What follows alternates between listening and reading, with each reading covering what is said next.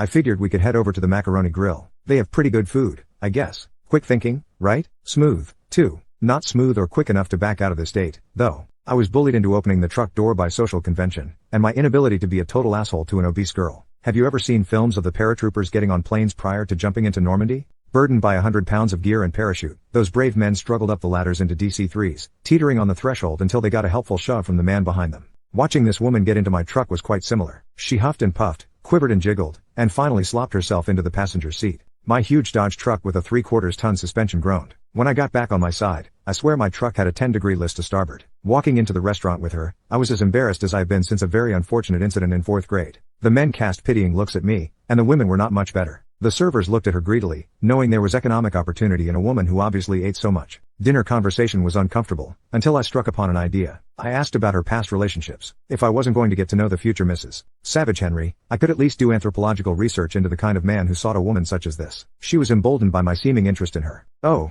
I don't date a lot. I was seeing this guy for a while, but he cheated on me and gave me an STD. Oh, an STD? So, what did you get?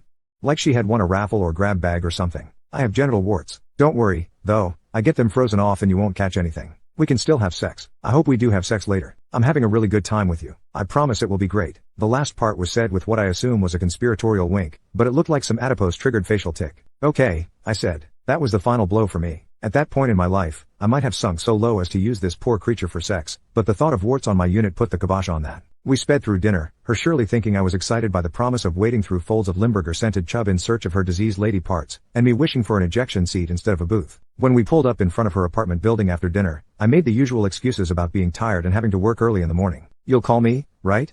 I envisioned her very own phantasmal neon sign spinning over her head. It read female, mid-20s, fat, boring, desperate, and a permanent fucking STD. I went home, deleted her number, and drank half a bottle of Jack.